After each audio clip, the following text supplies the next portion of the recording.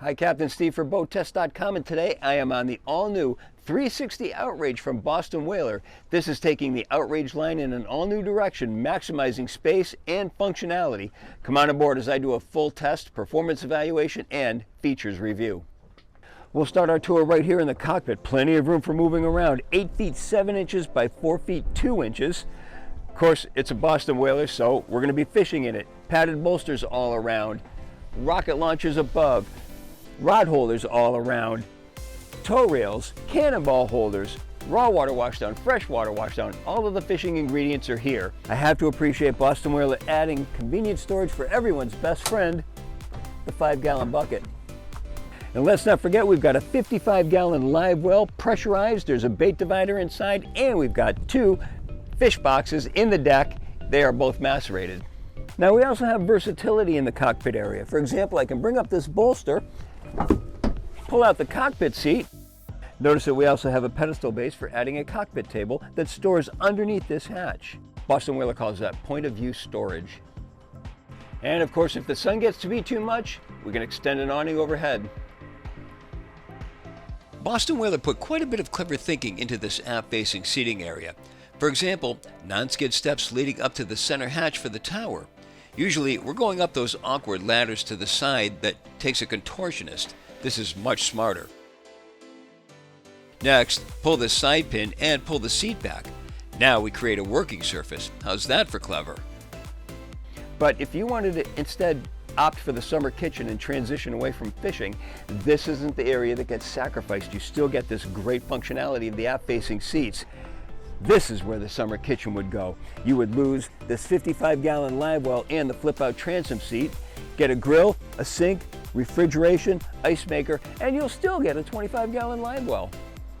This boat also has a standard dive door to the port hand side, and notice that the ladder store is right at the transom. Again, point of view storage. Over on the starboard side is the concealed reboarding ladder, and notice that it goes off at an angle to keep you away from the running gear. In the center of the cockpit deck is a mechanical room that lets you access all of the mechanical components on the boat. Bilge pumps, water pumps, macerator pumps, even the lithium-ion batteries for the E-Fathom system. Now as we come forward, first of all, gotta love the design stylings of the tower supports. New color, black, and it's integrated into the console. That signals a whole new style for the Outrage lineup, and I really have to say, I like it. Coming forward, sun pad, flip armrest to both sides and to the center, and there's integrated beverage holders to the center one. And as I come forward, just a simple flip gets us access to the storage underneath. Not only is there plenty of storage here, but there's also storage for the table that goes to the bow and the 2 pedestals that get the table up high and low, so we have a filler cushion that turns the whole area into a sun pad. There's a fish box in the deck and it's macerated. There's a switch right alongside for activating the macerator. Now with the table and the platform removed, we have easy access to the forward bolster. That's great if we're working a fish because we can have easy access for that fish, and more importantly, we've got easy access to the ground tackle. We have a quick windlass leading to a through-the-stem anchor roller. Remote control is right over to the side. There's a freshwater washdown and easy access to the road right underneath. The hatch, finished on both sides, held open by a gas assist strut, and there's a turn and lock latch. Give this a close, latch it, and then notice to both sides, 10-inch pull-up cleats. Additional rod holders are up in the bow. There's just so much clever thought going on in this entire area.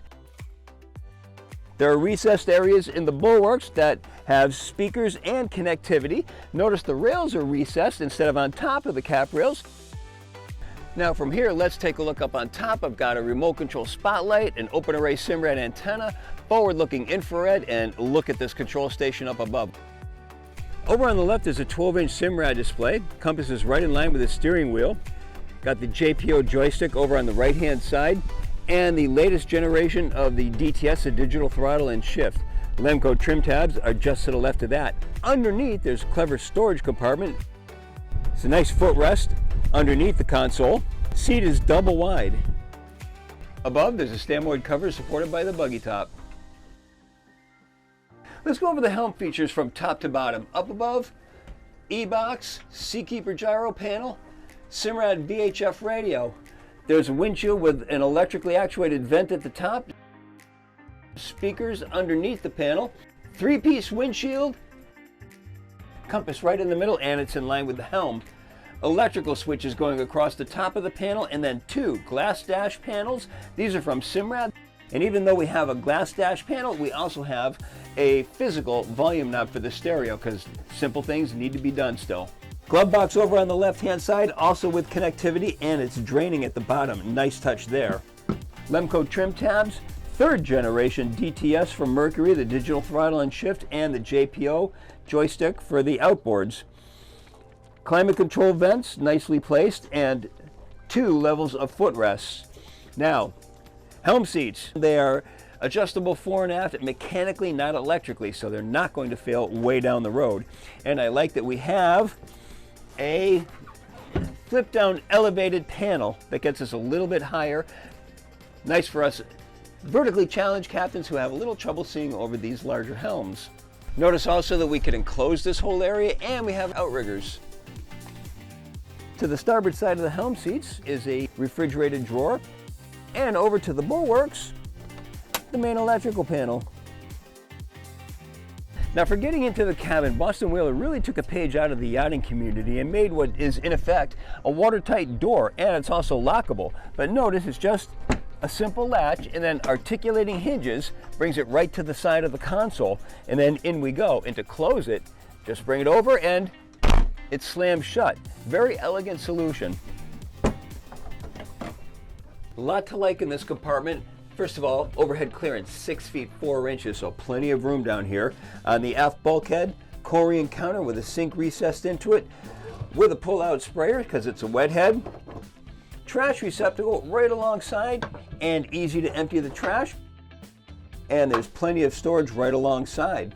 Now take a look at these rod holders, and then right at the base, flip down base supports, so the rod holders are going to be vertical up to 6 feet 4 inches. Very clever solution there. And then these are holding the reels with the butts going all the way forward. This whole area converts into a berth. If I bring this cushion up, I've now got storage underneath. Nice use of space there. This is the panel for the E-Fathom system. That's a system of lithium-ion batteries that take the place of the generator, and we can run all of our electrical systems, including the Seakeeper gyro, all day long, maybe even longer than that. And it's all controlled by this panel right here. Plus we have the main breaker panel for the vessel. For engines, choose from 300s, 400s, 450 racing, or these 600 horsepower V12s. The Boston Whaler 360 Outrage has a length overall of 36 feet 5 inches, a beam of 11 feet 3 inches, and a draft of 32 inches. With the twin 600 horsepower Mercury V12 Verados turning 27.5 prop sets and spun up to 6,400 RPM, our speed topped out at 61.3 miles an hour. Best cruise came in at 4,000 RPM and 36.1 miles per hour. It was at that speed that the 34.1 gallon per hour fuel burn translated into 1.1 miles per gallon and a range of 395 statute miles, all while still holding back a 10% reserve of the boat's 415 gallon total fuel supply. In acceleration tests, she was equally impressive. Average time to plane was 4.1 seconds, and she'll hold plane on down to 15.3 miles per hour. We hit 20 miles per hour in an average 5.4 seconds, 30 in 7.4, and 40 came and went in 10.2 seconds. As for her handling, she has the solid feel of a Boston Whaler. We unfortunately tested in calm conditions in the intracoastal waterway, so we can't comment on how she handles ocean conditions, but she's still a Boston Whaler. That speaks volumes. Turns are met with just enough stern slide to take the hard edge off, and this keeps things manageable.